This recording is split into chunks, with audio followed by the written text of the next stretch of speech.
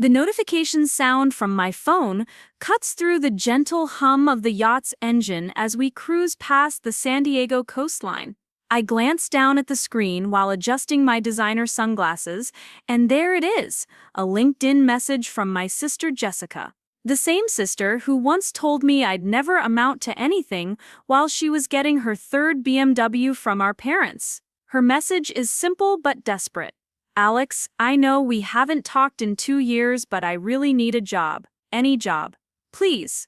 I set the phone down on the polished mahogany table next to my untouched mimosa and laugh, not from cruelty, but from the sheer irony of it all. Before we jump back in, tell us where you're tuning in from. And if this story touches you, make sure you're subscribed, because tomorrow I've saved something extra special for you. 5 years ago, I was the one begging for help, working 16-hour days while she partied her way through college on our parents' dime. Now she's sending resumes to every company in Phoenix while I'm deciding which of my 3 vacation homes to visit next week.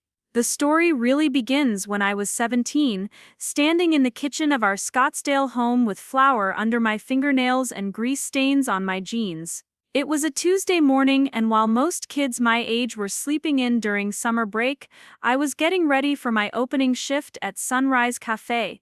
The alarm had gone off at 4:30, the same time it had every day for the past 8 months. I'd learned to move quietly through the house, careful not to wake anyone, especially Jessica, who'd stumbled in from another party just 3 hours earlier. The smell of her expensive perfume and cigarette smoke still lingered in the hallway, a stark contrast to the industrial disinfectant that clung to my work clothes. Mom was already in the kitchen, making her morning coffee in her silk robe, the one that cost more than I made in a week. She looked up when I entered, and for a moment, I thought she might ask how I was feeling or if I needed anything for the long day ahead. Instead, she frowned at the noise I was making while grabbing my lunch from the fridge. "Alex, you're being too loud," she whispered sharply. "Your sister had a very stressful week with finals, and she needs her rest." I wanted to remind her that Jessica's finals consisted of 3 multiple-choice tests and a group project she'd barely contributed to, while I was working double shifts to save money for community college. But I'd learned that defending myself only led to lectures about being supportive of family and not being jealous of Jessica's opportunities. The inequality in our house wasn't subtle, it was a living, breathing thing that followed me from room to room. Jessica's walk-in closet overflowed with designer clothes, her BMW sat in the driveway next to Dad's Mercedes, and her college tuition was paid in full each semester without question. Meanwhile, I drove a 15-year-old pickup truck that I'd bought with my own money, wore the same 3 pairs of jeans until they fell apart, and heard money doesn't grow on trees every time I asked for anything beyond basic necessities. The irony was that money apparently did grow on trees when Jessica needed new sorority dues, spring break trips, or the latest iPhone. But when I asked for help with a $50 textbook, suddenly we were a family that believed in earning your way.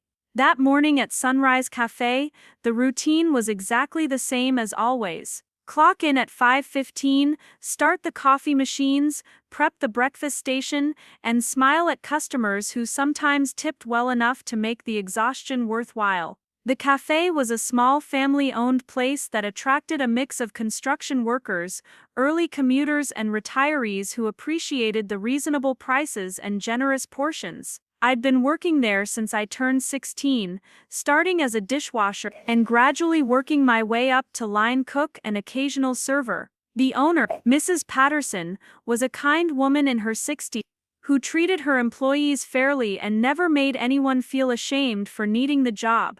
She was also one of the few adults in my life who seemed to notice how hard I was working and actually respected it. During my break that day, I sat in the back alley behind the cafe, scrolling through Instagram while eating my usual peanut butter sandwich. Jessica's latest post showed her and her sorority sisters at some rooftop party in downtown Phoenix, cocktails in hand, designer dresses sparkling under string lights. The caption read, "So blessed to have parents who support my dreams," followed by a series of heart emojis. The post had already garnered over 200 likes and dozens of comments, praising her for living her best life. I stared at that word, blessed, and felt something twist in my stomach. What dreams were our parents supporting exactly? Her dream of partying 4 nights a week? Her dream of changing majors 3 times because nothing seemed interesting enough? Her dream of spending their money on things she didn't need while contributing nothing in return? I clicked through her story highlights, each one documenting a different adventure funded by mom and dad's generosity. Spring break in Cabo with her friends, shopping sprees at Fashion Square, weekend trips to Las Vegas for her 21st birthday celebration that lasted an entire week. In one video, she was laughing in the backseat of someone's car, holding up a handful of credit cards and joking about maxing out daddy's plastic. The casual way she said it, like it was the most natural thing in the world, made my chest tighten with frustration. While she was maxing out credit cards for entertainment, I was counting quarters to buy gas and calculating whether I could afford the $2 convenience store coffee or if I should wait until I got home. The contrast became even more stark when I arrived home that evening. Jessica was in the living room with 3 of her friends, planning their next party while mom helped them coordinate outfits, and dad offered to pay for an Uber so they wouldn't have to worry about driving. They were discussing some new club that had opened in Old Town Scottsdale, debating whether the $50 cover charge was worth it for the experience. I walked through the room still smelling like fryer oil and breakfast grease, carrying my work uniform to the laundry room, completely invisible to the excited planning session happening around me. Nobody asked about my day, my tips, or whether I was tired from being on my feet for 9 hours. I was part of the furniture in that house, useful for completing chores and maintaining appearances, but not worthy of the same consideration given to Jessica's social calendar. Later that night, I was in my room trying to finish an online course I'd been taking in basic programming. I discovered that I had a natural aptitude for understanding code, and I was hoping to eventually transition into tech work that paid better than food service. The course cost me 2 weeks' worth of tips, but it felt like an investment in a future where I wouldn't have to smell like bacon grease every day. I was deep into a lesson about database management when Jessica burst into my room without knocking, her face flushed with excitement and alcohol. "Alex, you'll never guess what happened tonight," she announced, flopping onto my bed and disrupting my carefully organized notes. "Trevor finally asked me to be his girlfriend, and Dad said he'd help us plan a trip to Hawaii to celebrate." I stared at her, trying to process what she'd just said. Dad was going to pay for a trip to Hawaii because she'd gotten a boyfriend? The same father who'd told me last month that he couldn't help with my community college application fee because young people need to learn the value of money. Jessica continued chattering about resort options and beach activities, completely oblivious to my stunned silence. She was describing her fantasy vacation, snorkeling, spa treatments, couples massages, while I was sitting there wearing a shirt with holes in it, trying to better myself with an online course that I'd had to save for months to afford. The disconnect was so absurd that I almost laughed, but the sound that came out was closer to a bitter snort. "What's wrong with you?" Jessica asked, finally noticing my expression. "You should be happy for me. Trevor's really sweet and he's going to inherit his dad's construction company someday." I wanted to ask her if she'd ever considered earning. Preparing and narrating this story took us a lot of time, so if you are enjoying it, subscribe to our channel. It means a lot to us. Now back to the story. Something for herself, if she'd ever felt proud of accomplishing something through her own effort. If she understood that most people her age weren't planning international vacations funded by their parents. Instead, I just shook my head and turned back to my computer screen. "I'm trying to study, Jess. Could you maybe celebrate in your own room?" She rolled her eyes dramatically and stood up, smoothing down her expensive dress. "You're so weird, Alex. Normal siblings would be excited about stuff like this. Maybe if you tried having some fun once in a while you wouldn't be so grumpy all the time." After she left, I sat in the dark for a long time thinking about her words. Maybe she was right. Maybe I was weird for caring more about building skills and saving money than about having fun. But what she didn't understand was that fun was a luxury I couldn't afford, literally and figuratively. Every dollar I spent on entertainment was a dollar that couldn't go toward my future. Every hour I spent partying was an hour I wasn't working, learning, or preparing for the life I wanted to build. Jessica could afford to be carefree because she had a safety net made of our parents' money and expectations. I was working without a net, and the only person responsible for catching me if I fell was myself. The breaking point came 2 months later on a sweltering August afternoon when the temperature in Phoenix reached 115 degrees. I was working a double shift at Sunrise Café because one of the other cooks had called in sick and the air conditioning in the kitchen had broken down that morning. By 3 o'clock I was dizzy from the heat and exhaustion, my uniform soaked through with sweat, and my hands shaking from dehydration. During my 15-minute break, I sat in the cafe's parking lot under the only patch of shade I could find, trying to cool down enough to finish the rest of my shift. That's when I saw Jessica's Instagram story from earlier that day. She was at a resort pool in Palm Springs with her friends, sipping frozen cocktails and complaining about how hard it was to choose between the poolside cabana and the spa package. I screenshotted the post without really thinking about it, then put my phone away and went back inside to finish my shift. But something had shifted in that moment, seeing the visual representation of our completely different realities happening simultaneously. While I was literally sweating through my clothes in a broken-down kitchen, she was cooling off in a luxury resort pool documenting her relaxation for social media. The image stayed with me for the rest of the day, a perfect symbol of everything that was wrong with our family's priorities and expectations. That evening I came home to find the house full of people. Jessica was hosting a casual get-together that had apparently evolved into a full party, complete with catered food, a bartender, and a DJ playing music loud enough to rattle the windows. I walked through the crowd of her friends, most of whom I recognized from her constant social media posts, still wearing my work clothes and smelling like fryer oil. The contrast was stark and humiliating, them in their designer outfits and expensive accessories, me in my stained uniform with my hair still damp from kitchen sweat.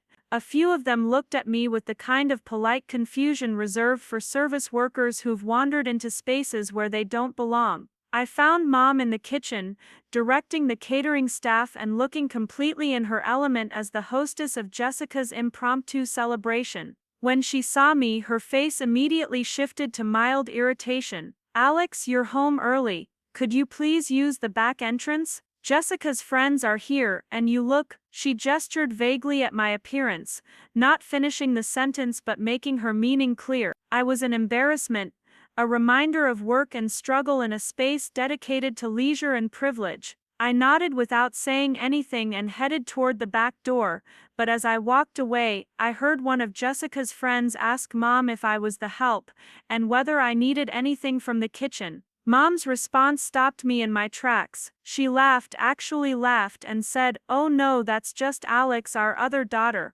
She's going through a phase where she thinks hard work builds character or something. Jessica's the one with real potential." The casual way she dismissed everything I'd been doing, reducing years of effort and sacrifice to a phase, felt like a physical blow. I stood there for a moment, hidden by the crowd, listening to her explain to Jessica's friends how proud she was of Jessica's social skills and natural leadership abilities, how she was sure Jessica would find her calling once she finished exploring her options in college. That night, after the party ended and the house finally quieted down, I sat in my room and opened my laptop. Instead of continuing with my programming course, I started writing. I wrote about the heat in that kitchen, about watching Jessica's vacation posts while I saved quarters for gas money, about being called the help in my own home. I wrote about the inequality that everyone seemed to accept as natural, about being 17 years old and feeling like I was already decades behind in a race I'd never agreed to run. Most importantly, I wrote about a decision I was making in that moment, that I was going to prove them all wrong, not through confrontation or complaints, but through success they couldn't ignore or dismiss. I didn't know it then, but that night was the beginning of everything that would follow. The yacht, the business empire, the financial freedom that would eventually let me choose how to spend my time instead of having every hour dictated by necessity. But first, I had to survive the next few years of being the family disappointment, the one who chose work over fun, responsibility over popularity, future security over present comfort. And I had to do it all while watching Jessica continue to be celebrated for accomplishing nothing more than spending other people's money and looking good while doing it. Part 2. The sacrifice and dedication behind the dream. The alarm buzzed at 4:15 every morning, a sound that had become as familiar as my own heartbeat over the past 2 years. While Jessica slept off another night of fraternity parties and cocktail hours, I was already lacing up my steel-toed boots for my construction job at Martinez Brothers Development. The irony wasn't lost on me that while she was studying communications at Arizona State University, I was actually communicating with contractors, suppliers, and project managers who were teaching me more about business in 6 months than she'd learned in 4 years of college. The construction site was a 40-minute drive from our Scottsdale house, which meant leaving at 5 in the morning to beat both traffic and the brutal Arizona heat.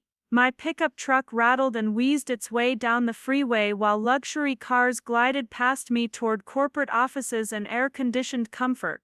I'd bought the truck with money from my first year at Sunrise Café, choosing function over form because every dollar spent on appearance was a dollar not invested in my future. The radio only worked sometimes, the air conditioning had given up completely, and the passenger side window was permanently stuck halfway down, but it got me where I needed to go. The job site was always alive with activity by 5:30, concrete trucks rumbling in with fresh loads, crane operators positioning steel beams with surgical precision, and dozens of workers coordinating the complex dance of modern construction. I started as general labor, which meant whatever needed doing, carrying materials, cleaning up debris, assisting the skilled tradesmen with their tasks. The work was physically demanding and often monotonous, but I approached it with an intensity that surprised my coworkers and impressed my supervisors. While other temporary workers showed up hungover or distracted,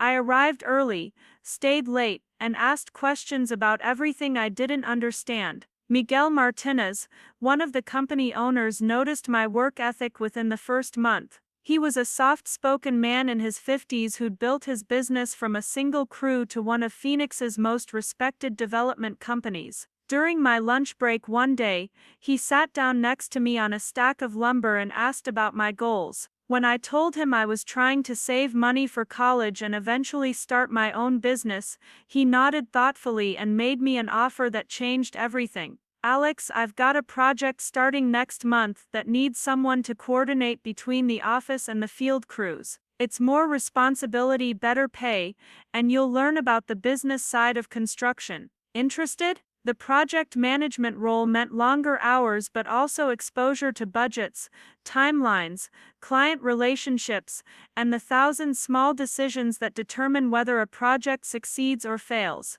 I found myself working closely with architects, engineers, and city planners, learning a completely different language of permits, inspections, and regulatory compliance. More importantly, I was seeing how businesses actually operated from the inside, how profit margins worked, how to manage cash flow, how to build relationships that led to repeat customers and referrals. Every conversation was a masterclass in entrepreneurship, taught by people who'd risked everything to build something meaningful. The pay increase allowed me to finally quit my evening shifts at Sunrise Café, though I kept working weekends because the tips still helped with my growing savings account. Mrs. Patterson understood my ambition and often commented on how different I was from most teenagers she employed. "Most kids your age work to buy toys," she told me one Saturday morning while I was helping her prep for the breakfast rush. "You work like someone building a foundation for something bigger."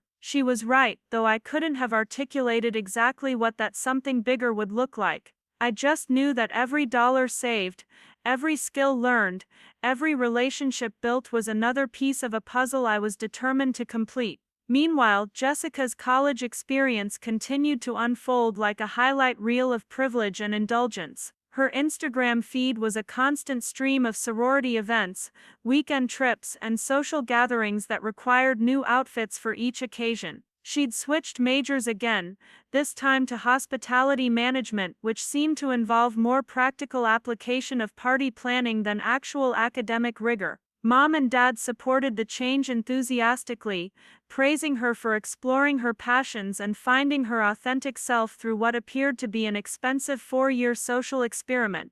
The financial disparity in how our family treated our respective pursuits became more obvious as my construction work progressed. When Jessica needed a new laptop for school, Dad bought her the latest MacBook Pro without question. When I asked if they could help me purchase some basic project management software to better organize my work responsibilities, I was told that such things were nice to have but not necessary and that I should make do with what's available for free. When Jessica's car needed repairs, it was fixed immediately and she was given a rental car to drive in the meantime. When my truck's transmission started slipping, I was told that fixing old vehicles was throwing good money after bad, and that I should figure out alternative transportation. The alternative transportation turned out to be carpooling with other construction workers, which meant leaving home even earlier and getting back even later. But those car rides became some of the most valuable education I received.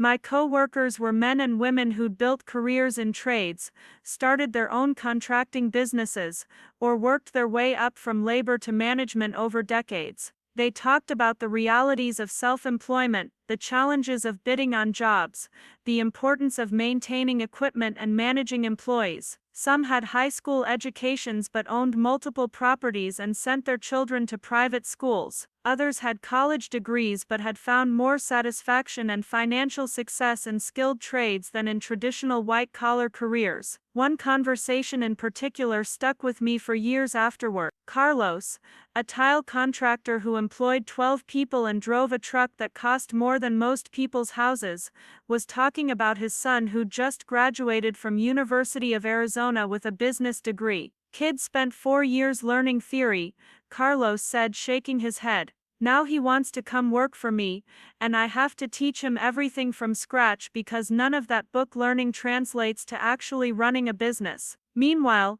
my nephew who started working for me at 16 already knows more about profit margins and customer service than most MBA graduates. That comment made me think about Jessica's education in a completely different light. She was accumulating knowledge that might impress at cocktail parties but had no practical application in the real world. Her professors were teaching her about communication theories and hospitality concepts, but she'd never had to communicate with an angry customer or manage the hospitality experience of people who were paying their own money for a service. She was learning in a consequence-free environment where mistakes were graded and forgotten, while I was learning in a world where mistakes cost time, money, and relationships. The contrast became even more apparent during family dinners, which had become increasingly uncomfortable affairs. Jessica would entertain everyone with stories from her college adventures, the professors who let classes out early, the group projects where she delegated most of the work to other students,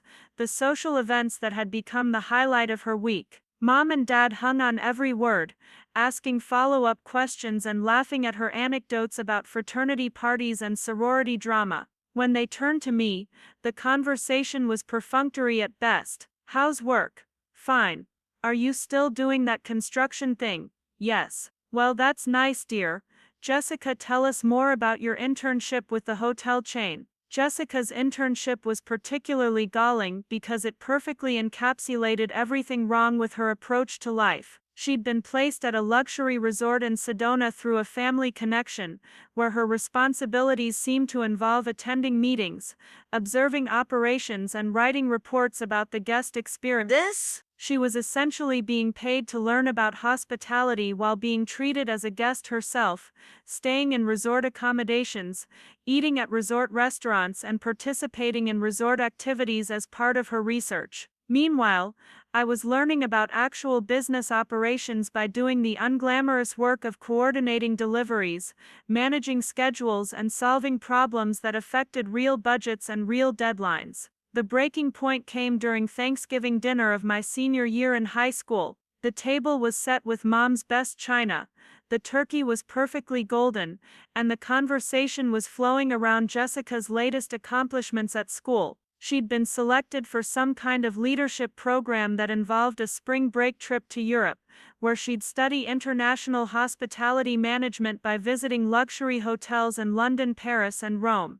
The program cost $15,000 beyond her regular tuition, but Dad had already agreed to pay for it without hesitation. It's an investment in her future, he explained to the extended family gathered around the table. These kinds of experiences open doors that you can't open any other way. I listened to him describe this European vacation masquerading as education while I mentally calculated that $15,000 was more than I'd made in 18 months of construction work. It was enough to pay for 2 years of community college tuition, or to buy the project management certification courses I'd been researching, or to purchase the used pickup truck that would allow me to start my own small contracting business. But instead of any of those practical investments in actual skill development, that money was going toward Jessica's Instagram content from luxury hotels in 3 different countries. Uncle David, Mom's brother who'd built a successful plumbing business from nothing,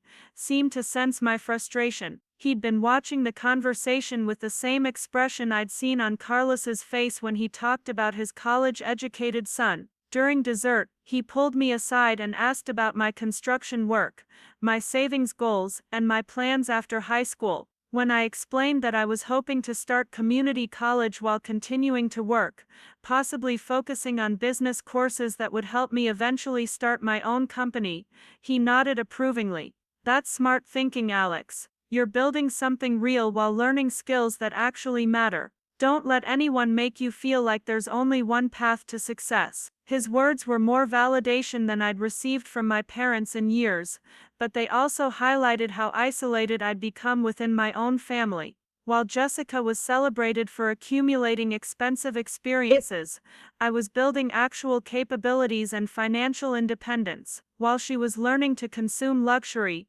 I was learning to create value. While she was being prepared for a life of comfort and privilege, I was preparing myself for a life of achievement and self-reliance. The fundamental difference in our approaches to the future had created a chasm that seemed to widen with every family gathering. That night, I sat in my room and opened my laptop to work on a business plan I'd been developing during my free time. It was rough and probably naive, but it outlined my vision for a technology-enabled construction management company that could help smaller contractors compete with larger firms by providing better project coordination and customer communication tools. The idea had grown out of my daily observations of inefficiencies on job sites and conversations with contractors who struggled with the administrative side of their businesses. I'd been teaching myself more advanced programming concepts through online courses, paying for them with overtime wages and studying late into the night after 12-hour workdays. The business plan was my secret project, something I'd never discussed with my family because I knew they wouldn't understand it. To them, construction was manual labor, technology was something you consumed rather than created, and business success meant climbing someone else's corporate ladder rather than building your own company. They saw Jessica's expensive education as preparation for a prestigious career, while they saw my work as a temporary phase before I got serious about my future. What they didn't realize was that I was more serious about my future than anyone else in that house. I was just approaching it in a way that prioritized substance over appearance, capability over credentials, and results over Recognition, Part 3. Trust and Vulnerability. The relationship that made betrayal possible senior year brought unexpected changes that shifted the entire dynamic of our household. Jessica's college adventures had finally caught up with her in the form of academic probation, a consequence that Mom and Dad somehow managed to blame on everything except Jessica's actual behavior. According to the family narrative, the problem was her professor's unrealistic expectations, her roommate's bad influence, or the university's inadequate support systems. The solution, naturally, involved more money and intervention rather than accountability or changed behavior. The academic probation meant Jessica had to return home for the spring semester to attend community college and get her grades back on track. Mom redecorated the guest room to make it more suitable for Jessica's temporary return, installing a new desk, upgrading the internet connection, and even adding a mini refrigerator so she wouldn't have to go to the kitchen for snacks while studying. The level of accommodation was remarkable, especially considering that I'd been living in essentially the same room setup for years without any such upgrades or considerations. Jessica's return coincided with a major shift in my own trajectory. Miguel Martinez had offered me a full-time position after graduation, with the opportunity to learn project management software, work directly with clients, and eventually take on my own projects. The role came with health insurance, a company truck, and a salary that was more than many college graduates made in their first jobs. More importantly, it represented a clear path toward the business ownership I'd been dreaming about. Miguel had even hinted that he might be willing to mentor me in starting my own company once I'd gained enough experience and capital. For the first time in years, Jessica seemed genuinely interested in what I was doing. She asked detailed questions about my work responsibilities, wanted to see the project management software I was learning, and even requested tours of the construction sites where I was working. Her curiosity felt like a breakthrough in our relationship, a sign that maybe she was finally ready to take life more seriously and perhaps even respect the path I'd chosen. She began staying up late, asking me about business operations, profit margins, and client relationships. For someone who'd shown zero interest in actual work, she seemed remarkably engaged with the practical aspects of running a company.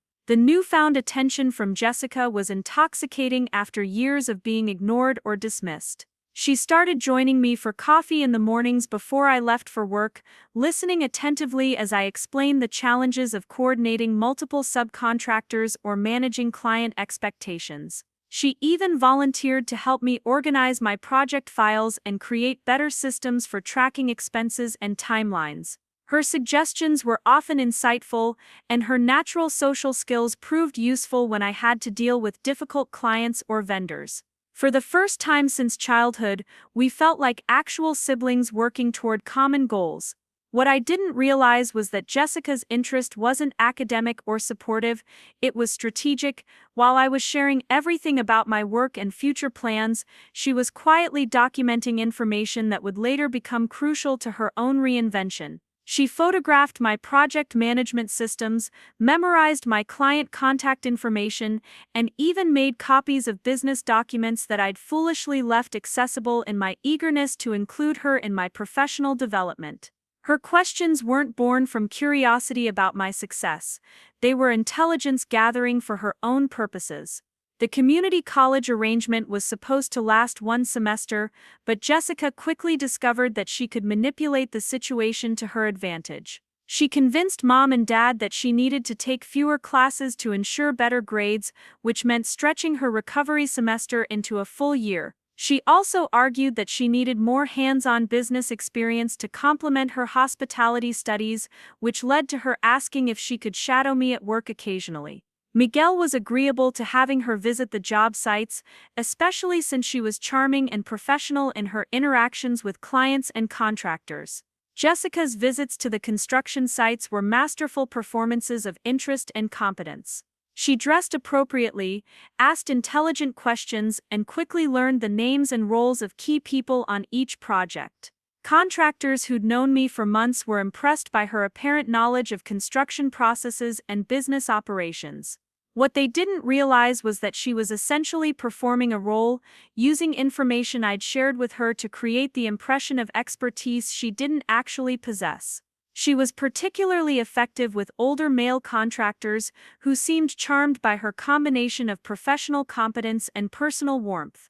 During this period, I made the mistake of trusting Jessica with access to my laptop and project files. She claimed she wanted to help me develop better organizational systems and create presentations for potential clients. Since her college experience had included marketing and communications courses, I thought her input might be valuable in making my work more professional and polished. She spent hours reviewing my business plan, my financial projections, and my client database, offering suggestions and improvements that seemed genuinely helpful. Her attention to detail was impressive, and her ability to synthesize complex information into clear presentations was exactly the kind of skill I knew I needed to develop. The collaboration felt like the beginning of a real partnership. Jessica talked enthusiastically about potentially working together once she finished her degree, combining her education in hospitality and communications with my hands-on construction and business experience. She even suggested that we could eventually start our own company, with her handling marketing and client relations while I focused on operations and project management. The vision was appealing, especially since it offered a way to combine our respective strengths and finally bridge the gap that had separated us for so long. Mom and Dad were thrilled by this apparent reconciliation and collaboration between their children. Family dinners became more harmonious as Jessica and I discussed business strategies and industry trends. They praised Jessica for taking such a mature interest in practical career development and commended me for being a good influence on my sister's newfound work ethic. For a few months, it felt like we were finally becoming the family I'd always hoped we could be, united by common goals rather than divided by favoritism and resentment. The turning point came when Miguel offered me the opportunity to manage my first independent project, a custom home renovation for a tech executive who was relocating to Phoenix from Silicon Valley. The client, Kevin Park, had sold his startup for 8 figures and wanted to create a smart home that showcased the latest in automation and energy efficiency. The project budget was substantial, the timeline was aggressive, and the client was exactly the kind of person I hoped to work with regularly as I built my own business. Miguel positioned the opportunity as a test of my readiness for eventual partnership in the company. Jessica was immediately fascinated by the project, particularly by Kevin's background in technology entrepreneurship. She peppered me with questions about his previous company, his investment portfolio, and his contacts in the tech industry. Her interest seemed natural given her communications background and her stated goal of eventually working in business development. She even offered to help me prepare for client meetings by researching Kevin's background and developing presentation materials that would demonstrate our understanding of his vision and requirements. The preparation sessions with Jessica were intensive and productive. She helped me anticipate Kevin's questions, develop responses that showcased both technical competence and business acumen, and create visual presentations that effectively communicated our project timeline and deliverables. Her research into Kevin's background revealed details about his preferences, his previous projects, and his network of contacts that proved invaluable in tailoring our approach to his specific expectations.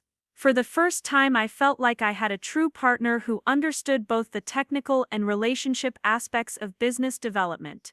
The initial meeting with Kevin exceeded all expectations. He was impressed by the thoroughness of our preparation, the sophistication of our presentation, and the depth of our understanding of his goals for the project. Jessica attended the meeting as my business development associate, a title we'd created to justify her presence without overstepping the boundaries of Miguel's company structure. Her performance was flawless, professional, knowledgeable, and appropriately deferential to my role as project manager while still demonstrating her own value as a team member. Kevin was particularly impressed by Jessica's ability to translate his technical requirements into practical implementation strategies.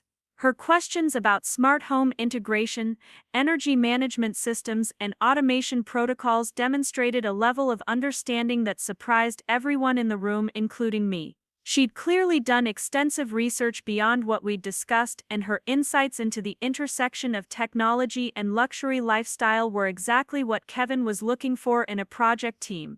Following the successful meeting, Kevin invited us to join him for dinner at one of Phoenix's most exclusive restaurants. The evening was a perfect blend of business discussion and relationship building, with Jessica proving to be an invaluable asset in creating the kind of personal connection that transforms clients into long-term business partners. She spoke knowledgeably about Kevin's industry, shared relevant insights about technology trends, and demonstrated the kind of sophisticated business judgment that typically comes from years of experience rather than months of preparation. By the end of the evening, Kevin had not only approved our project proposal but had also expressed interest in potentially investing in our future business ventures. He gave me his personal contact information and suggested that we stay in touch about other opportunities in the tech and construction space. Jessica and I walked out of that restaurant feeling like we'd just crossed a major threshold in our professional development. The project would establish my reputation as a capable project manager, provide substantial income for my business savings, and potentially open doors to the kind of high-end clientele that could support my entrepreneurial ambitions. What I didn't realize was that Jessica had been building her own relationship with Kevin throughout the evening, one that extended beyond our professional collaboration. While I was focused on the construction and project management aspects of our conversation, she was establishing herself as a sophisticated business professional with insights and connections that could benefit his broader investment activities. She'd positioned herself not just as my partner but as an independent professional worthy of Kevin's attention and respect. The success of that evening marked the beginning of the end of our collaboration, though I wouldn't recognize the signs for several more weeks. Jessica's enthusiasm for our partnership seemed to intensify, but her focus shifted from supporting my work to developing her own independent relationship with Kevin and his network. She began researching other tech entrepreneurs in the Phoenix area, attending networking events where she might encounter potential clients or investors, and developing a professional persona that drew heavily on the knowledge and systems I'd shared with her. I was too caught up in the excitement of my first major project and the prospect of future business opportunities to notice that Jessica was systematically preparing to cut me out of the success we'd built together. Her questions about my business plan became more specific and detailed, her interest in my client relationships became more strategic and less supportive, and her suggestions about our future partnership began to sound more like instructions than collaborations. But I was so grateful for her apparent support and so excited about our shared success that I ignored the warning signs until it was far too late to protect myself from what was coming. Part 4. The betrayal discovered the moment everything falls apart. The first sign that something was wrong came on a Tuesday morning in March when I arrived at the park renovation site to find Kevin already there, deep in conversation with someone I couldn't see clearly from my position near the street. As I walked closer, carrying my project binders and wearing my usual work clothes, I could hear Kevin's animated voice discussing design modifications and timeline adjustments. When I rounded the corner of the house, I stopped dead in my tracks. Jessica was standing there in a tailored business suit, holding a tablet and pointing at architectural drawings spread across a makeshift table. They both looked up when I approached, and the expressions on their faces told me everything I needed to know. Kevin's smile was polite but slightly uncomfortable, the kind of expression someone wears when they've been caught in an awkward situation. Jessica's face, however, showed a flash of something that looked like irritation before quickly shifting to forced enthusiasm. "Alex, perfect timing," she called out, but her voice had a brittle quality that I'd never heard before. Kevin and I were just discussing some refinements to the smart home integration plan. The word refinements hit me like a physical blow. I was the project manager, any modifications to the plan were supposed to go through me, not around me.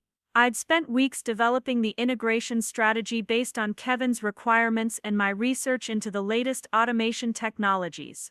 Jessica had helped with the presentation, but the technical knowledge and implementation planning were entirely my work. Now she was standing there discussing changes to my project as if she were the lead consultant and I was just another contractor showing up for work. Kevin seemed to sense the tension immediately. "Alex, Jessica was just explaining some additional possibilities for the home automation system.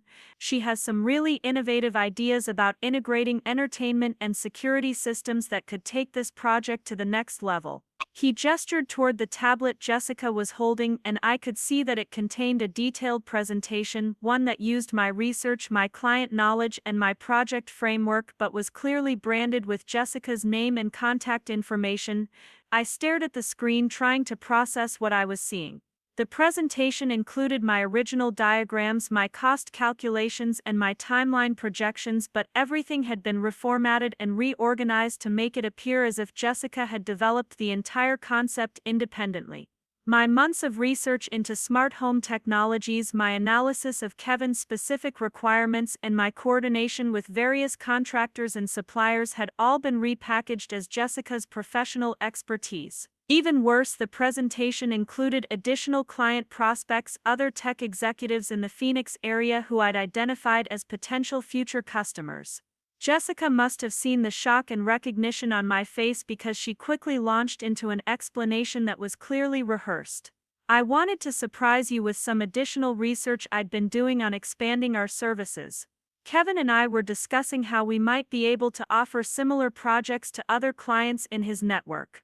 The casual way she said our services while presenting work that was entirely mine felt like a knife twisting in my chest. There was no R in the research and development that had gone into this project. It had been my nights, my weekends, my savings spent on courses and certifications. Kevin, perhaps realizing that he'd stepped into a family drama, tried to smooth things over. Jessica mentioned that you two are partners in this venture. I have to say, Alex, you've done an incredible job with the project management side, and Jessica's vision for expanding into the luxury tech market is exactly what I've been looking for in an investment opportunity. Investment opportunity. The words echoed in my head as I realized that Jessica hadn't just stolen my work, she'd positioned herself as the visionary behind a business concept that I'd spent 2 years developing. I managed to maintain my composure long enough to excuse myself from the conversation, claiming that I needed to check on the electrical contractors who were working inside the house. But as soon as I was out of sight, I pulled out my phone and started scrolling through Jessica's social media profiles with shaking hands. What I found there made my stomach drop to the ground. Over the past 2 weeks, she'd posted a series of carefully crafted content that documented her entrepreneurial journey in construction technology. The posts were masterfully designed to create a narrative of Jessica as an innovative business developer who was revolutionizing the intersection of construction and technology. She'd used photos from our job sites, screenshots of my project management software, and quotes from conversations we'd had about industry trends to build a professional brand that positioned her as an expert in smart construction and luxury home automation.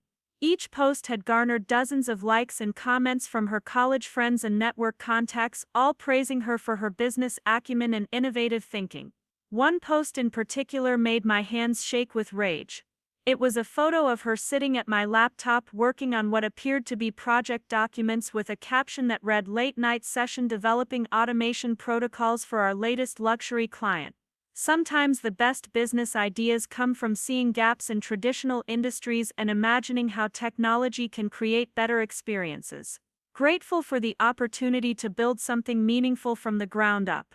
The post had been shared by several Phoenix area business networking groups and had caught the attention of local tech entrepreneurs who were commenting about potential collaboration opportunities.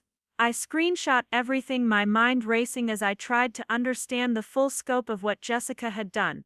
She hadn't just stolen my work, she'd systematically built an entire professional identity around my knowledge, my relationships, and my business concept. Every late-night conversation where I'd shared my vision for technology-enabled construction services had been raw material for her personal branding strategy. Every client meeting where she'd accompanied me as a learning experience had been an opportunity for her to establish independent relationships that bypassed my role entirely. The worst part was how sophisticated her approach had been. She hadn't simply copied my work and claimed it as her own, she'd built upon it, expanded it, and presented it in ways that made her appear to be the driving force behind innovations that I'd developed through months of research and experimentation. She'd taken my foundation and constructed an entire professional persona that not only stole credit for my past work but also positioned her to capture all the future opportunities that work should have generated. When I confronted her that evening, Jessica's response was a masterpiece of manipulation and deflection. She acted hurt and confused by my accusations, claiming that she'd been trying to help expand our business and couldn't understand why I was being so territorial about collaborative work. "Alex, I thought we were partners," she said, tears welling up in her eyes. I was trying to help you scale your vision into something bigger than just project management. Kevin has connections that could turn this into a real company, and you're acting like I'm stealing from you instead of trying to build something together. The gaslighting was expert level. She made me feel like I was being petty and selfish for wanting credit for my own work, like I was holding back our shared success by insisting on individual recognition. She pointed out all the ways she'd contributed to our recent successes: her research assistance, her presentation skills, her networking abilities, while completely ignoring the fact that those contributions had been built on a foundation of knowledge and relationships that I'd developed independently. She made it sound like I was being ungrateful for her help rather than rightfully angry about her theft. But the evidence was undeniable. When I showed her the screenshots of her social media posts, her business networking profiles, and the presentation she'd shown Kevin, her expression shifted from hurt confusion to cold calculation. The mask slipped for just a moment, and I saw the real Jessica, the person who'd been playing a long game while I'd been naively sharing everything with someone I thought I could trust. She realized that I'd documented her deception and that her carefully constructed narrative was about to collapse. Her response was swift and brutal. "Fine, Alex, you want to make this about ownership instead of partnership? You can have your little construction projects. I'm building something bigger than what you ever imagined." She grabbed her laptop and headed toward the door, then turned back with a smile that was pure venom.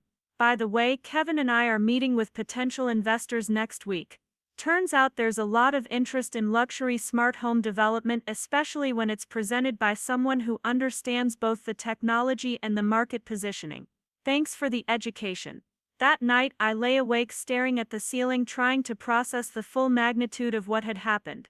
Jessica hadn't just betrayed my trust, she'd systematically dismantled everything I'd built and reconstructed it as her own achievement. She'd used my openness and desire for family connection as weapons against me, turning my greatest vulnerability into her greatest advantage. Worse, she'd done it all while making me complicit in my own destruction, using my eagerness to include her as a way to gain access to everything she needed to replace me. The next morning brought even worse news. Miguel called to tell me that Kevin had reached out to discuss transitioning the project management responsibilities to Jessica's team because he felt that her approach was more aligned with his long-term vision for luxury automation projects. Jessica had apparently convinced Kevin that she was the true innovator behind our success and that I was just the implementation specialist who couldn't scale beyond individual projects. Kevin was still willing to work with Miguel's company for the construction aspects of the project, but he wanted Jessica to handle all the technology integration and client relationship management. The betrayal was complete and devastating. In less than 24 hours, I'd lost my biggest client, my most promising business opportunity, and my relationship with my sister. But perhaps most painfully, I'd lost faith in my own judgment. How could I have been so blind to what was happening? How could I have trusted someone who was systematically planning my professional destruction? The answers to those questions would haunt me for months, but they would also fuel the determination that would eventually lead to my success. Part 5: Failed Support System and Isolation when those who should help you don't. The family meeting that followed my confrontation with Jessica was a masterclass in gaslighting and victim blaming that I'll never forget. Mom called it for that Sunday afternoon, ostensibly to clear the air and work through this misunderstanding between the siblings. Dad sat at the head of the dining room table like a judge preparing to render verdict, while Mom bustled around setting out coffee and pastries as if we were gathering for a pleasant social occasion rather than addressing the systematic theft of my life's work. Jessica arrived dressed in one of her new professional outfits, carrying a leather portfolio and wearing the kind of confident expression that suggested she was prepared for this confrontation. I sat across from her in my usual jeans and work shirt, feeling underdressed and unprepared despite being the victim in this situation. The contrast was deliberate and symbolic. She looked like a successful businesswoman while I looked like exactly what I was, a construction worker who'd been outmaneuvered by someone with better social skills and fewer moral constraints. Dad opened the discussion by expressing his disappointment that family business had gotten so complicated and his hope that we could find a way to resolve our differences without damaging relationships that should last a lifetime. His framing immediately put the blame on both of us equally, as if I shared responsibility for Jessica's systematic deception and theft. Mom nodded along, adding that she was proud of both her children for their entrepreneurial spirit but concerned that competition was driving us apart when we should be supporting each other. When I tried to explain what had actually happened, the stolen research, the plagiarized presentations, the hijacked client relationships, Jessica was ready with responses that painted everything in terms of collaboration and shared success. She acknowledged that she'd used our research and our client connections but framed it as natural teamwork between partners rather than theft by a competitor. She spoke eloquently about how she'd been trying to scale my vision into something bigger and more profitable for both of us, only to be met with territorial behavior and selfish concerns about individual credit. Her performance was flawless. She presented herself as the hurt and confused partner who couldn't understand why I was sabotaging our mutual success over ego and attribution issues. She produced emails and text messages that showed her asking for my input on various presentations, conveniently leaving out the context that I'd thought we were collaborating rather than her gathering intelligence for independent operations. She even had screenshots of social media conversations where she'd tagged me in posts about our projects, though she failed to mention that those tags had been removed once she decided to claim full credit for the work. The most damaging part of her presentation was how she reframed our entire relationship over the past year. According to Jessica's version of events, I had been the junior partner all along, providing basic project management services while she handled the sophisticated aspects of business development and client relations. She claimed that her college education in communications and hospitality had been essential to our success with clients like Kevin, and that my construction background was valuable but limited in scope. She made it sound like I was an ungrateful employee complaining about not getting enough recognition rather than a business founder being replaced by someone who'd stolen my work. Mom and Dad bought the narrative completely. They praised Jessica for her diplomatic approach to the conflict and her mature perspective on business partnerships. They expressed concern about my defensive attitude and suggested that maybe I was having trouble accepting Jessica's contributions because I was used to working alone. Dad even went so far as to say that my reaction proved I wasn't ready for the kind of sophisticated business relationships that Jessica was capable of managing, and that maybe I should focus on the operational side of construction while letting her handle the strategic and client-facing responsibilities. When I tried to present my evidence, the screenshots, the timeline of events, the documentation of my original research, they dismissed it as meaningless details that missed the bigger picture of family cooperation. Mom actually said that she was disappointed in me for keeping score instead of celebrating our shared achievements. Dad suggested that my focus on individual credit showed I didn't understand how real businesses operated, where teams worked together toward common goals rather than fighting over who deserved recognition for specific contributions. The final blow came when Jessica announced that she'd been offered an opportunity to join Kevin's investment group as a consultant for luxury smart home projects, and that she would be moving to a luxury apartment in downtown Phoenix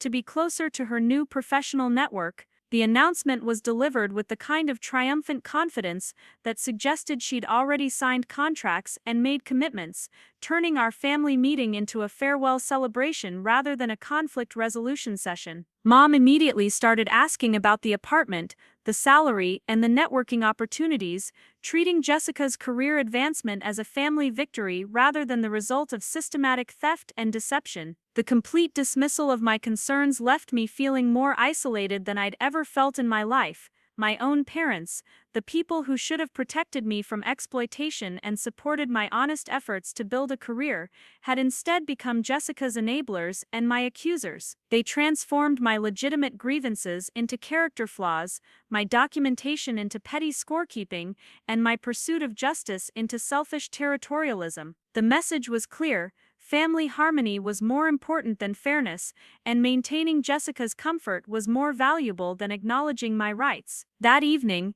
after Jessica had packed her belongings and left for her new apartment with hugs and congratulations from our parents, I sat alone in my room trying to process what had just happened. The house felt different without her presence, but not in the way I'd expected. Instead of relief, I felt a profound sense of loss, not for Jessica herself, but for the illusion of family support that I'd been clinging to, despite years of evidence to the contrary. The meeting had stripped away any remaining pretense that we were a family that valued fairness, honesty, or mutual support when those values conflicted with maintaining peace and enabling the preferred child's success. I called Uncle David that night, desperate for someone who might understand what I was experiencing. He listened quietly as I explained the situation, occasionally asking clarifying questions, but mostly letting me vent my frustration and confusion. When I finished, he was silent for a long moment before speaking. "Alex, I've watched this family dynamic for 20 years,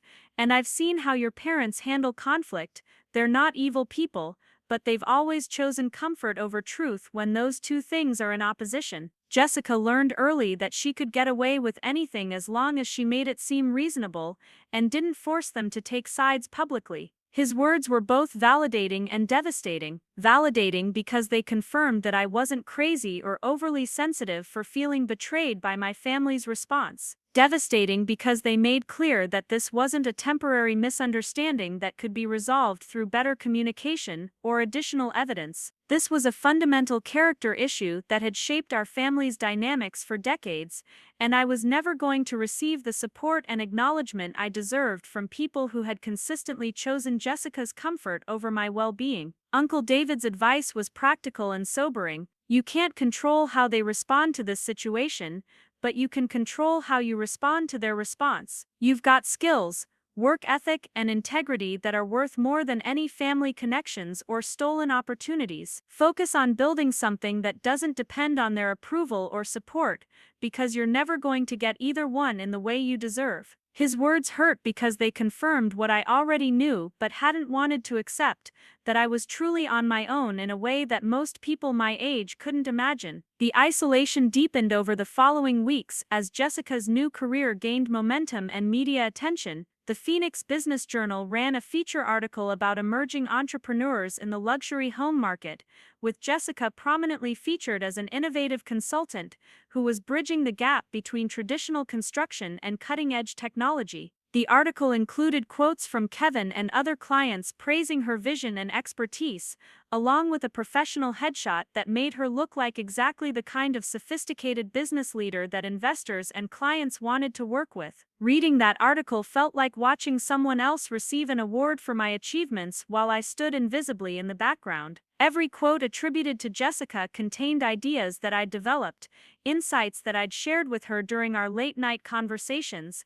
and strategies that I'd spent months researching and refining. But in the article's narrative, I didn't exist at all. Jessica's success story began with her college education and natural business acumen, proceeded through her independent research into smart home technology, and culminated in her innovative approach to luxury construction consulting. My 2 years of construction work, my self-taught programming skills, and my relationship building with contractors and clients had been completely erased from the history of achievements that were rightfully mine. The media attention brought Jessica additional opportunities that should have been mine. Tech blogs started reaching out for interviews about the future of residential automation. Venture capital firms began including her in discussions about investment opportunities in construction technology. Industry conferences invited her to speak about innovation in traditional industries. Each new opportunity was built on the foundation of stolen work and plagiarized insights,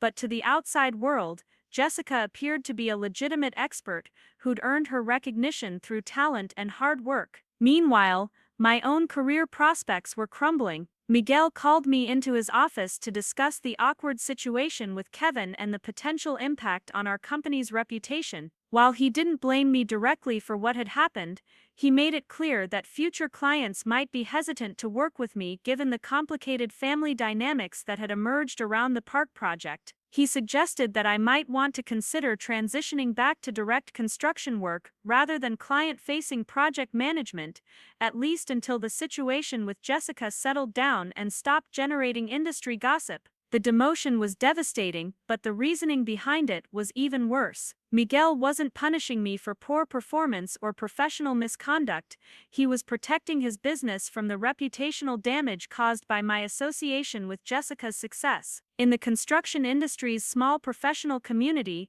Jessica's version of events had become the accepted truth.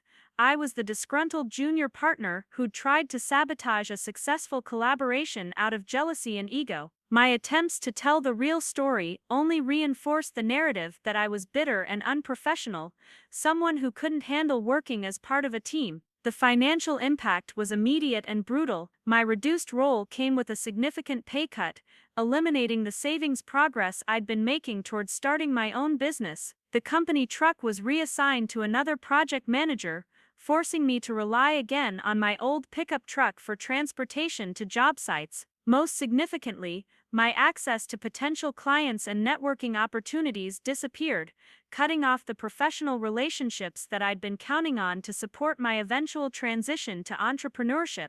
At home, the atmosphere became increasingly uncomfortable, as Mom and Dad continued to celebrate Jessica's success while treating my struggles as self-inflicted consequences of my poor attitude. Family dinners became Jessica appreciation sessions, with detailed discussions of her latest achievements and opportunities. When they asked about my work, the conversations were brief and dismissive, focused more on when I planned to get past this phase and move toward more stable career prospects. They seemed genuinely confused by my continued resentment about the situation, as if they expected me to eventually celebrate Jessica's success and acknowledge that everything had worked out for the best. The breaking point came during a Sunday dinner in late April, when Mom announced that Jessica had been invited to speak at a construction industry conference in Las Vegas about innovation and technology integration. The invitation was a significant professional honor that would position Jessica as a thought leader in exactly the field I'd been working to establish myself in.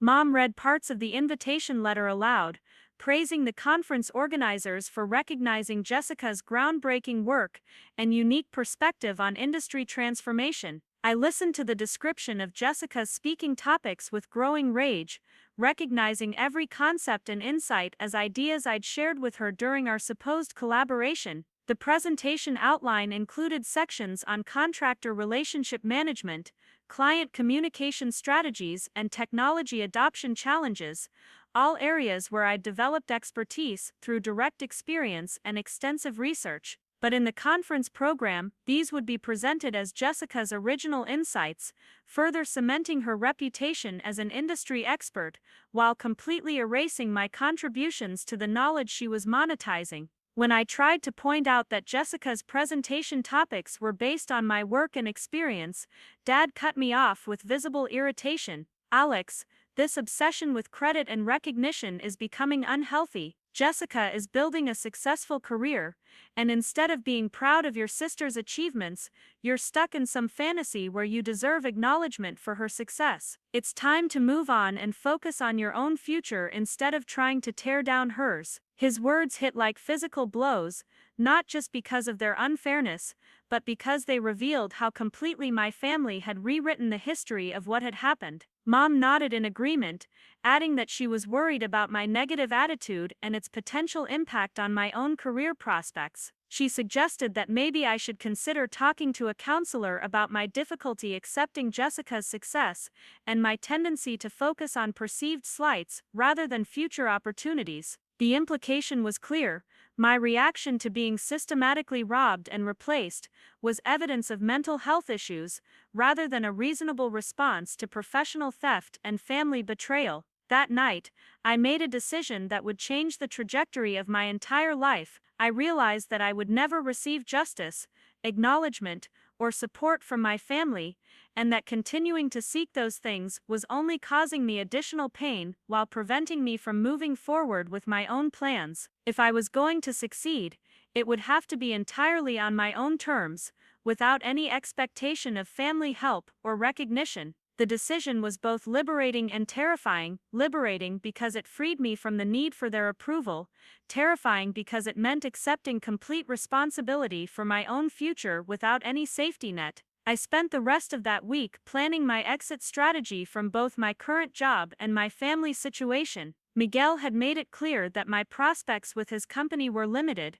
and staying in Phoenix meant continued exposure to Jessica's growing success and my family's ongoing celebration of achievements that should have been mine. I needed to start over somewhere else, in a market where Jessica's reputation couldn't shadow my own efforts, and where I could build something entirely independent of the relationships and opportunities that had been taken from me. The plan that emerged was both simple and ambitious. I would move to Austin, Texas, where the tech industry was booming and construction companies were struggling to keep up with rapid growth and innovation demands. I'd use my savings to support myself while building a freelance consulting practice focused on helping smaller contractors adopt project management technology and serve tech industry clients. Eventually, I'd develop that practice into a full software company that could serve contractors nationwide, using the insights I'd gained from working with both traditional construction companies and tech-savvy clients like Kevin. Austin represented everything that Phoenix couldn't offer me: anonymity, opportunity, and distance from the family dynamics that had become toxic to my professional development. In Austin, I could be judged on my actual skills and achievements rather than my association with Jessica's stolen success. I could build relationships based on my own merits rather than having to explain or overcome the reputational damage caused by family drama. Most importantly, I could focus entirely on my own goals without the constant reminder of what had been taken from me. The decision to leave was also a decision to accept that my relationship with my family might never recover. Moving to Austin meant missing family gatherings, birthday celebrations, and holiday traditions. It meant accepting that Mom and Dad would probably see my departure as further evidence of my inability to handle Jessica's success gracefully. It meant acknowledging that the family I'd hoped to be part of didn't actually exist, and that the people I'd been trying to please and impress were never going to value my achievements the way they valued Jessica's stolen ones. But it also meant freedom from the constant stress of trying to prove my worth to people who had already decided that Jessica's comfort was more important than my justice. It meant freedom from having to watch Jessica receive credit and opportunities for work that I'd done. Most importantly, it meant freedom to define success on my own terms, rather than constantly measuring myself against Jessica's artificially inflated achievements and my family's skewed perceptions of who deserved what. The night before I planned to give Miguel my resignation notice, I sat in my room packing my belongings and thinking about everything that had led to this moment. 2 years ago, I'd been a motivated teenager with big dreams and a strong work ethic, confident that those qualities would be enough to build the life I wanted. Now I was a young adult who'd learned that talent and effort weren't always enough when you were competing against people willing to steal, lie, and manipulate their way to success. The lesson was harsh but valuable. In the real world, integrity was a luxury that only the powerful could afford, and naive trust was a vulnerability that predators would always exploit. But I'd also learned something else during this devastating period. I was stronger and more resourceful than I'd ever realized. Jessica's betrayal had stripped away my illusions about family support and fair competition, but it had also revealed capabilities and determination that I might never have discovered under more comfortable circumstances. The anger and hurt I felt about what had been taken from me was transforming into fuel for building something bigger and better than anything I'd lost. Jessica had stolen my first business opportunity, but she'd also inadvertently taught me lessons about trust, competition, and self-reliance that would make me much more formidable in future endeavors. As I closed the last box of my belongings, I felt a mixture of sadness and anticipation that would stay with me for months. Sadness for the family relationships that would probably never heal, for the opportunities that had been stolen, and for the innocence about human nature that I'd lost forever. But also anticipation for the chance to prove that Jessica's theft had only delayed my success rather than preventing it, and that building something from nothing would ultimately be more satisfying than inheriting something that had been handed to me through family connections and stolen work. The boy who'd worked construction jobs to save money for college was gone, replaced by a young man who understood that the world was full of people ready to take advantage of trust and generosity. But that young man was also equipped with skills, knowledge, and determination that no one could steal, along with a clear understanding of what he was capable of achieving when he stopped expecting help from people who had never really been on his side. The next chapter of my story would be written entirely by me, without family input or approval, and it would prove that sometimes the best revenge against theft is simply building something so successful that the original theft becomes irrelevant by comparison. The Austin skyline stretched before me through the windshield of my packed pickup truck as I crossed the city limits for the first time in June, carrying everything I owned and $5,000 in savings that represented 2 years of construction work and sacrifice.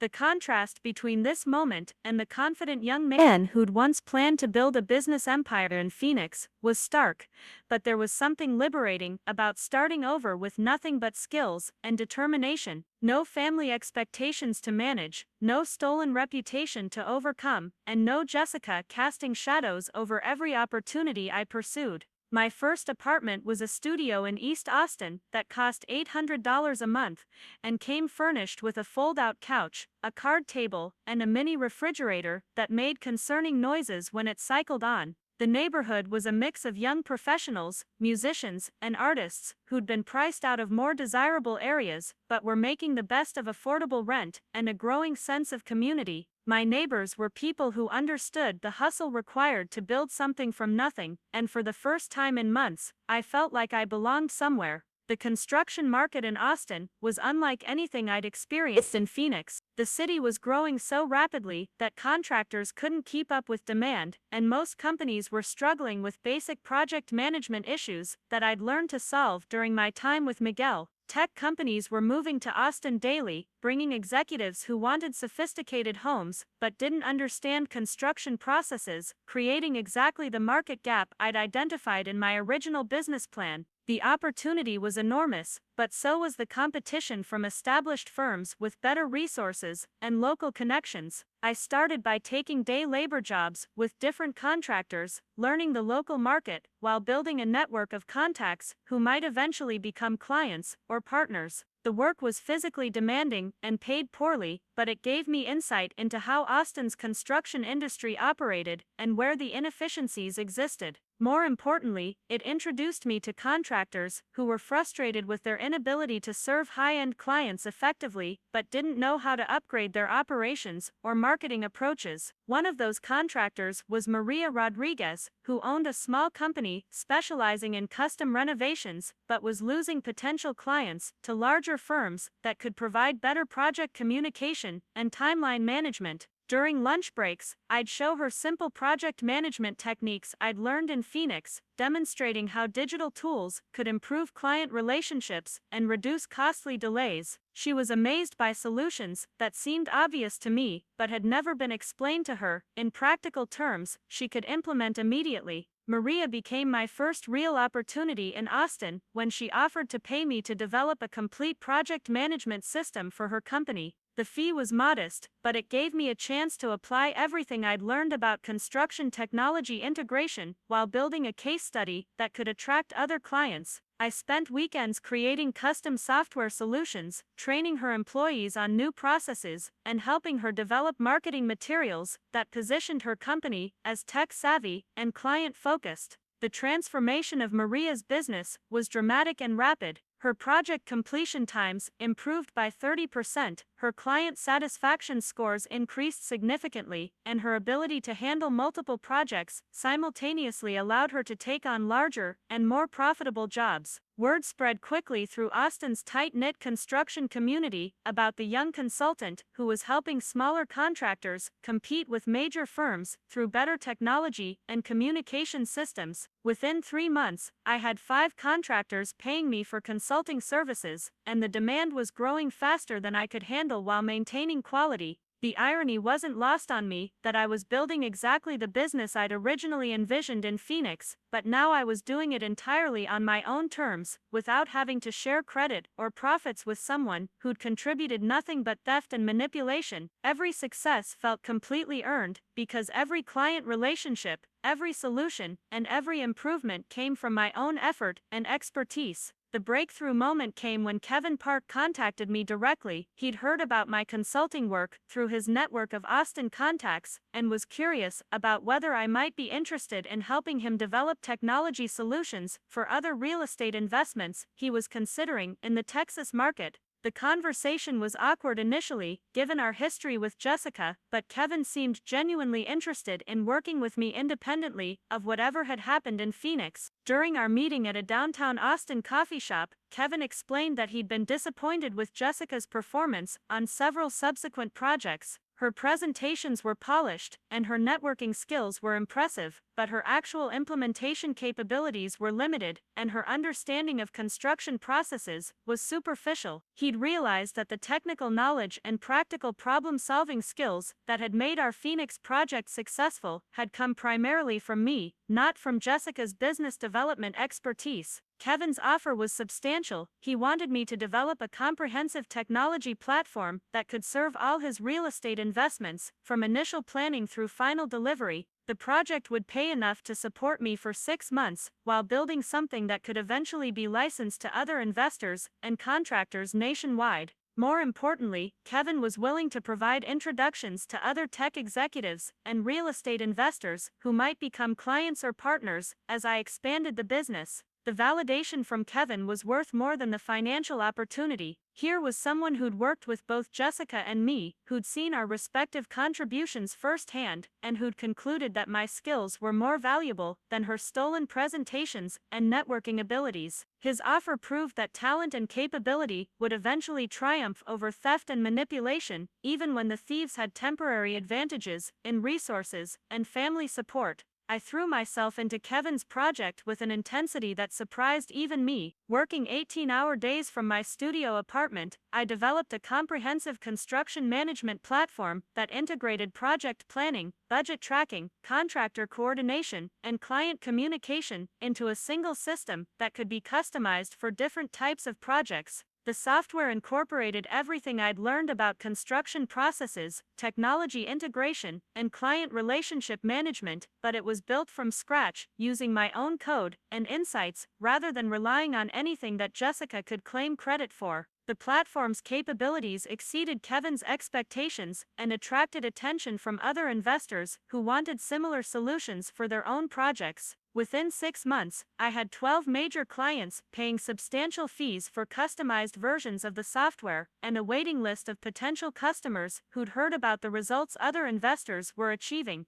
The business was growing so rapidly that I had to hire contractors to help with development and implementation, transforming my solo consulting practice into a legitimate technology company. The financial transformation was remarkable. My monthly income went from barely covering basic expenses to more than I'd ever imagined earning at my age. But more important than the money was the recognition I was receiving from people who mattered in the tech and real estate industries. Business publications started featuring my company as an example of successful innovation in traditional industries. Conference organizers invited me to speak about technology adoption and entrepreneurship. Venture capital firms began approaching me about potential investment opportunities. The contrast with Jessica's situation became apparent through mutual connections and industry gossip. Her consulting practice had struggled after Kevin and other early clients realized that her expertise was largely superficial. Without access to my ongoing research and development, she couldn't adapt to changing client needs or technological advances. Her speaking engagements had decreased as conference organizers realized that her presentations recycled generic business concepts rather than offering practical insights from actual implementation experience. More damaging to Jessica's long-term prospects was the growing awareness within the construction and real estate industries that her early success had been built on someone else's work. Kevin hadn't publicized our history, but he'd shared enough details with trusted contacts that questions about Jessica's actual capabilities and ethical standards had begun circulating among potential clients. The construction industry was smaller and more interconnected than most people realized, and reputations for integrity were crucial for sustained success in client-facing roles. The turning point in my relationship with my family came 18 months after leaving Phoenix, when Dad called to tell me that Jessica was struggling financially and might need to move back home. Her consulting business had declined to the point where she couldn't afford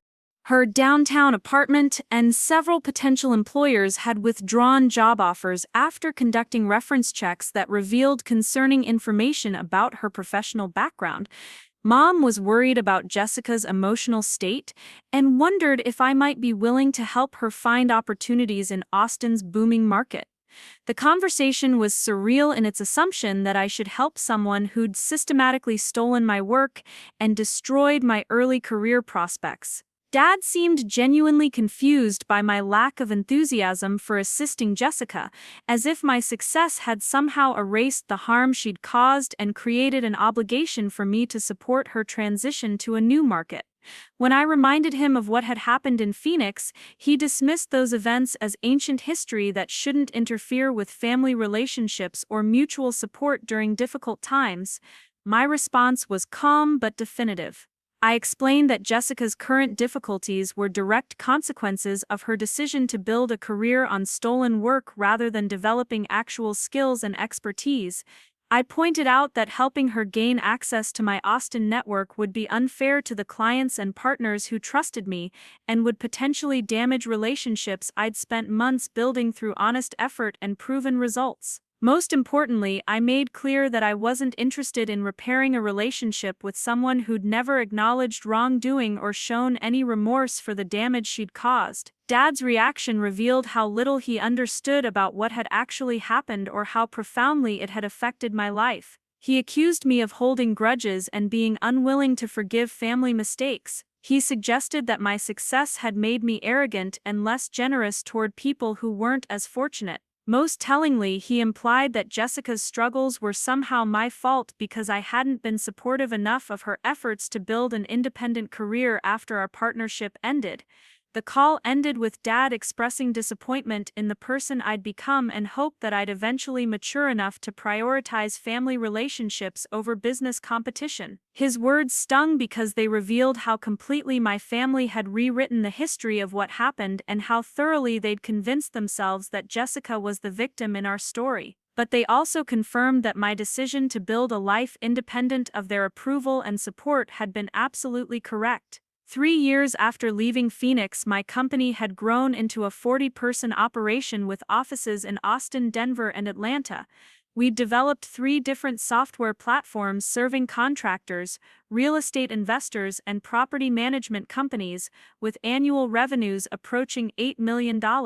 The success had brought opportunities I'd never imagined as a construction worker in Phoenix, speaking engagements at major industry conferences, consulting relationships with Fortune 500 companies, and investment offers from venture capital firms that valued the business at over $50 million. The lifestyle that success enabled was everything I'd dreamed about during those early morning drives to construction sites in my broken-down pickup truck. I owned a penthouse apartment in downtown Austin with views of the lake, drove a Tesla that could accelerate faster than most sports cars, and had enough financial security to pursue opportunities based on interest rather than necessity. But the most satisfying aspect of my success wasn't the material comfort, it was the knowledge that everything I'd achieved had been earned through my own effort and integrity. The decision to buy the yacht came after a particularly successful quarter when our software platform won a major industry award and attracted acquisition interest from 3 different technology companies. I'd been working non-stop for 4 years, building the business while maintaining the relationships and reputation that supported continued growth. The yacht represented both a reward for that effort and a symbol of freedom from the limitations that had once seemed insurmountable. Standing on the deck of that yacht in San Diego Harbor, watching the sunset paint the Pacific Ocean in shades of gold and crimson, I reflected on how dramatically my life had changed since that devastating family meeting in Phoenix. The young man who'd been told to focus on basic construction work while his sister handled sophisticated business relationships was now running a technology company that was revolutionizing how construction and real estate industries operated. The notification from Jessica asking for job help had arrived while I was planning a 3-week sailing trip to the Caribbean, a vacation that would cost more than most people made in a year and that I could afford without affecting my business operations or personal financial security. Her message represented the complete reversal of our situations. She was now the one struggling to find work while I was deciding how to spend unlimited leisure time. My response to Jessica was professional but distant. I thanked her for reaching out but explained that my company didn't have positions that matched her background and experience. I suggested that she consider pursuing additional education or certification that might help her develop the technical skills that employers in her field were seeking. I didn't mention our history or express any satisfaction about her current difficulties, but I also didn't offer any assistance or encouragement that might be misinterpreted as forgiveness or reconciliation. The exchange felt like closing a chapter that had defined my early adult life but was no longer relevant to my current circumstances. Jessica's success and my family's approval had once seemed essential to my happiness and self-worth. Now both felt like distant memories from a time when I'd understood much less about what actually mattered in building a meaningful and successful life. 6 months later, I received a wedding invitation that marked the final transformation in my relationship with my family. Uncle David was getting remarried, and the invitation was addressed only to me with a handwritten note explaining that he'd specifically requested that I be included despite the ongoing family tensions. The wedding would be in Phoenix, giving me my first opportunity to return home since leaving 4 years earlier. The decision to attend wasn't easy, but Uncle David had been the only family member who'd supported me during the crisis with Jessica, and I felt obligated to show respect for his important day. I flew to Phoenix in my company's private jet, stayed at the Four Seasons instead of my family's house, and arrived at the wedding venue wearing a custom suit that cost more than my first car. The reaction from my family was a mixture of shock, confusion, and grudging respect. They'd known intellectually that I was successful in Austin, but seeing the physical evidence of that success, the clothes, the confidence, the easy way I moved through social situations, forced them to confront how completely they'd misunderstood both my capabilities and the consequences of their choices 4 years earlier. Jessica was there with her new boyfriend, a middle manager at a local construction company who seemed nice enough but unremarkable in every way. She looked older than her years, worn down by the stress of financial insecurity and professional disappointment. When we spoke briefly during the cocktail reception, she was polite but subdued, asking general questions about my business and congratulating me on my success without any acknowledgement of our history or any request for assistance. The conversation with my parents was more substantial but equally awkward. They were clearly proud of my achievements but struggled to reconcile their current pride with their previous dismissal of my concerns and ambitions. Dad made several comments about how glad he was that everything had worked out so well for everyone, as if Jessica's struggles and my estrangement from the family were unfortunate but inevitable outcomes rather than direct consequences of their choices and Jessica's behavior. Mom was more direct in expressing regret about how things had unfolded, though she stopped short of acknowledging any wrongdoing or apologizing for their response to Jessica's theft. She mentioned several times how much they missed having me around and how proud they were to tell their friends about my business success. But her comments also revealed that they still didn't understand what had actually happened or why I'd felt compelled to leave Phoenix to build my life elsewhere. The wedding reception became a networking opportunity as other guests learned about my business and expressed interest in potential partnerships or investment opportunities. Several attendees were real estate developers or construction company owners who'd heard about my software platforms and wanted to discuss how those tools might benefit their operations. By the end of the evening, I had business cards from a dozen potential clients and invitations to meet with investment groups that were expanding into the Phoenix market. The irony of returning to Phoenix as a successful entrepreneur courting the same type of clients and investors that Jessica had once tried to impress wasn't lost on me. But the difference in how those conversations unfolded highlighted how much I'd learned about building genuine business relationships based on proven value rather than stolen presentations and artificial connections. Every conversation was grounded in specific examples of problems I'd solved and results I'd delivered, rather than theoretical concepts and borrowed insights. Flying back to Austin the next morning, I felt a sense of closure that I hadn't expected from the trip. Seeing Jessica's diminished circumstances and my family's awkward attempts to reconcile their previous judgments with my current success had confirmed that my decision to leave Phoenix and build an independent life had been absolutely correct. The validation wasn't necessary for my own confidence or self-worth, but it provided a satisfying end to a chapter that had been defined by injustice and betrayal. The final vindication came 6 months later when Kevin contacted me about acquiring my company as part of his expanding investment portfolio. The offer was substantial enough to provide complete financial independence for the rest of my life, but more importantly, it represented the ultimate validation of the vision I'd developed during those early construction jobs in Phoenix. Kevin had watched both Jessica's stolen success and my earned achievements, and his decision to invest in my work rather than hers proved definitively whose capabilities and character had real value. Standing on the deck of my yacht today, reading Jessica's desperate LinkedIn message while planning my next vacation, I'm struck by how completely our positions have reversed. The sister who once lectured me about focusing on fun instead of work is now working desperately while I decide how to spend unlimited leisure time. The parents who once celebrated her expensive education while dismissing my practical skills now brag about my achievements while quietly supporting her struggles. The family dynamics that once favored appearance over substance have been permanently altered by the undeniable reality of long-term results. But the most important transformation isn't in our relative positions, it's in my understanding of what actually matters in building a meaningful life. Success isn't about proving wrong the people who doubted you or punishing those who betrayed you. Success is about developing capabilities that no one can steal,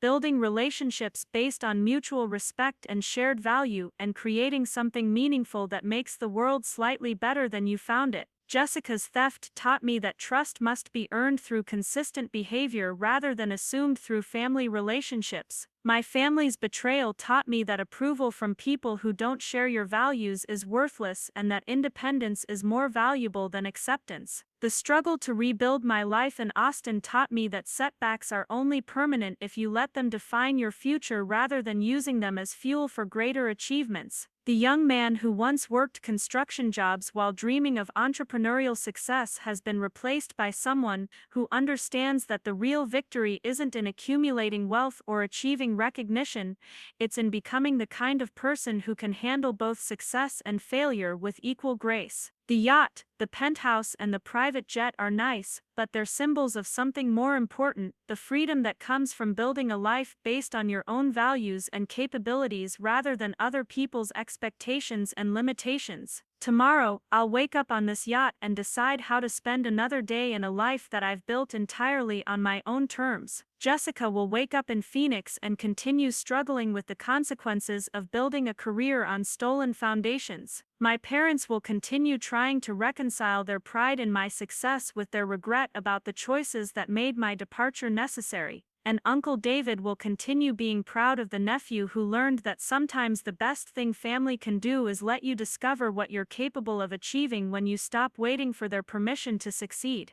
The morning sun reflects off the Mediterranean waters as I sit on the upper deck of my yacht, anchored off the coast of Monaco during the annual Monaco Yacht Show. The irony of being here isn't lost on me. 5 years ago, I was calculating whether I could afford gas for my pickup truck, and now I'm sipping champagne while multi-million-dollar yachts parade past my own vessel. But the real satisfaction comes from knowing that every luxury surrounding me was earned through creating genuine value rather than stolen from someone else's honest work. My phone buzzes with yet another message from Jessica, the third one this month. This time she's not asking for a job, she's asking if I might consider investing in a revolutionary hospitality consulting firm she wants to start with her boyfriend. The business plan she's attached reads like a greatest hits collection of buzzwords and empty promises, the kind of presentation that impresses people who don't understand the industry but falls apart under any serious scrutiny. Her desperation is palpable in every sentence,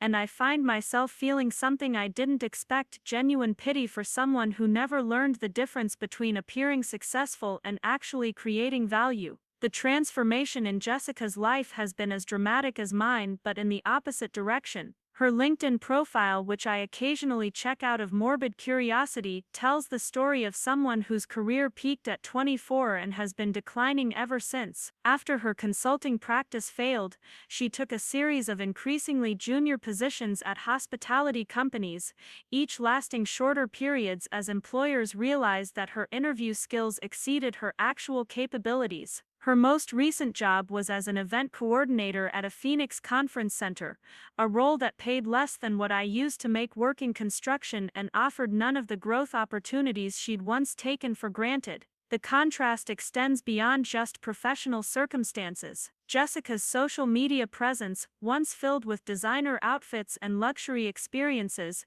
now features carefully staged photos that try to make modest apartments and chain restaurants look aspirational. Her posts about finding happiness in simple pleasures and focusing on what really matters read like someone trying to convince herself that downward mobility is actually a conscious lifestyle choice rather than the inevitable result of building a career on a foundation of lies and stolen work. Meanwhile, my own social media has become a business asset that attracts clients and partners rather than just personal validation. Posts about industry conferences, successful project completions, and company milestones generate inquiries from potential customers and collaboration requests from other entrepreneurs. The difference between authentic achievement and manufactured appearance becomes stark when you see how the market responds to each approach over time.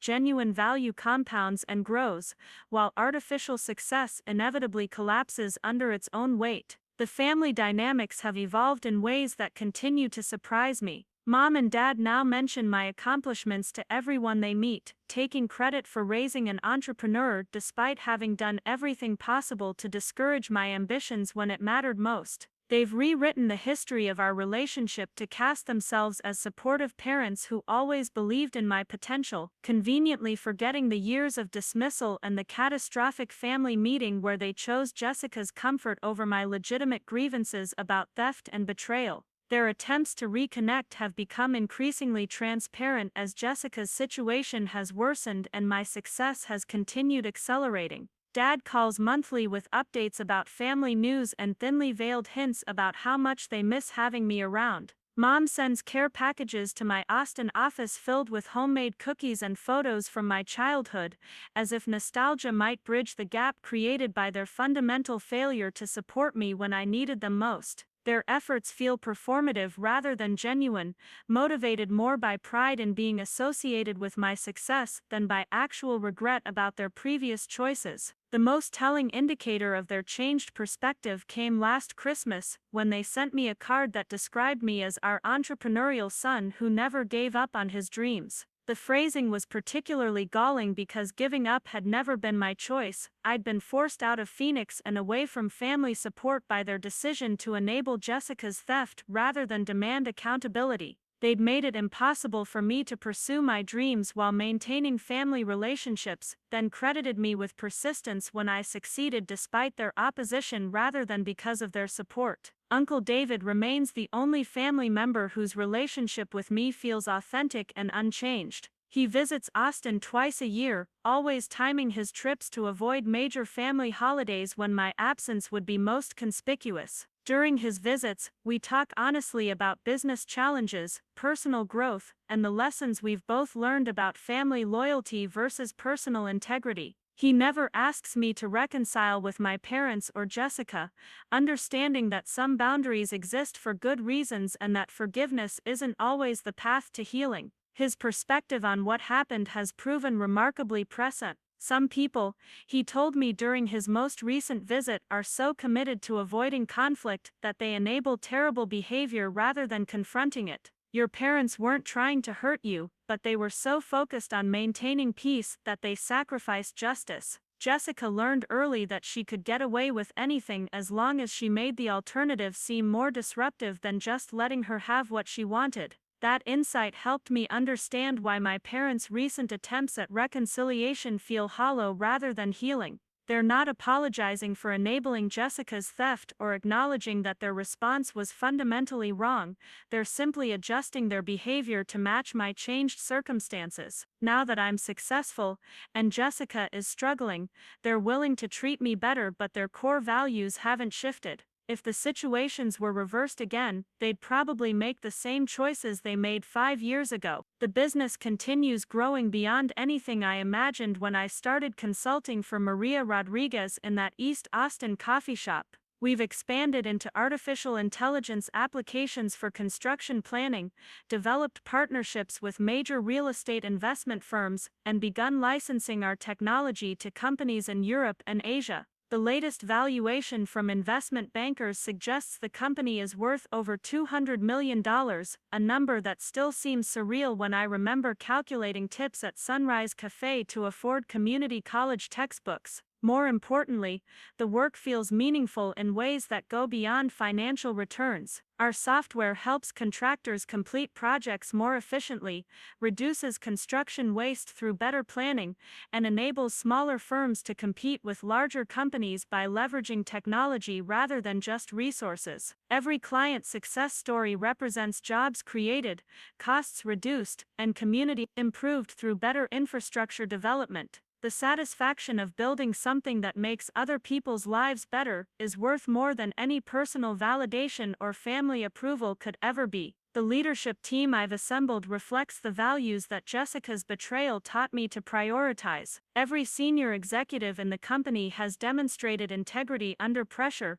contributed genuine value rather than just political skills, and earned their position through measurable results rather than connections or manipulation. We've created a culture where stealing ideas or taking credit for other people's work results in immediate termination, regardless of seniority or performance in other areas. The policies feel personal because they prevent the kind of exploitation that almost derailed my own career, but they've also proven essential for maintaining the trust and collaboration that drives innovation. Kevin Park has become more than just a client, he's evolved into a mentor and friend whose judgment I trust implicitly. His decision to acquire a significant stake in my company wasn't just a financial investment, it was validation from someone who'd seen both Jessica's stolen success and my earned achievements. He often tells potential investors about the contrast between working with someone who talks impressively about concepts they don't understand versus working with someone who can solve actual problems through deep expertise and practical experience. The acquisition Kevin proposed would provide enough capital to expand internationally and develop new product lines that could transform how construction companies operate globally.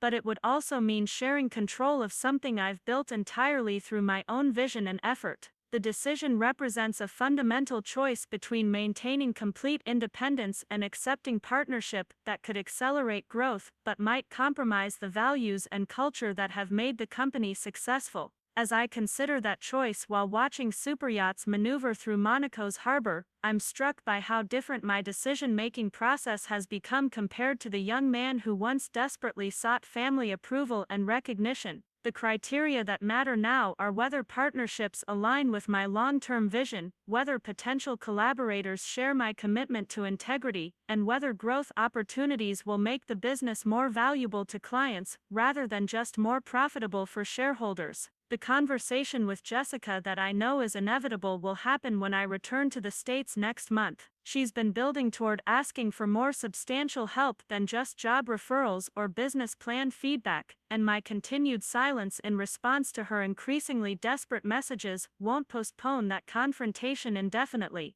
The request will probably involve money, either as a direct loan or as investment in whatever venture she thinks might restore her former lifestyle and status. My response is already clear, though delivering it will require navigating the complex emotions that still surround our relationship. I won't provide financial assistance that would enable Jessica to avoid confronting the consequences of her choices, and I won't risk my reputation or client relationships by vouching for someone whose track record demonstrates a fundamental lack of integrity. But I also won't use her desperation as an opportunity for revenge or humiliation, because stooping to that level would diminish the person I've worked to become. The lesson that Jessica's betrayal ultimately taught me extends far beyond business success or family dynamics. It's about understanding that your character is defined not by what happens to you but by how you respond to what happens to you. Jessica chose to steal rather than build, to manipulate rather than create, and to prioritize appearance over substance. Those choices led to temporary advantages but long-term destruction.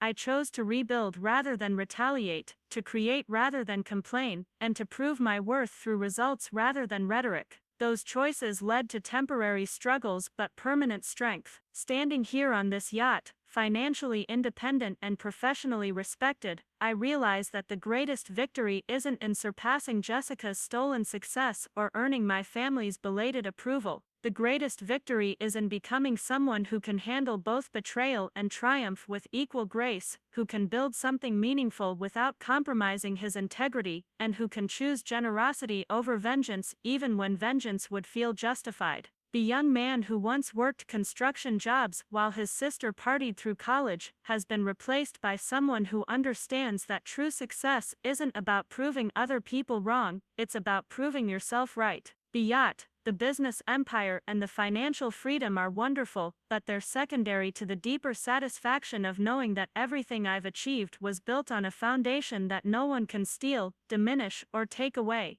Up next, you've got 2 more standout stories right on your screen. If this one hit the mark, you won't want to pass these up, just click and check them out.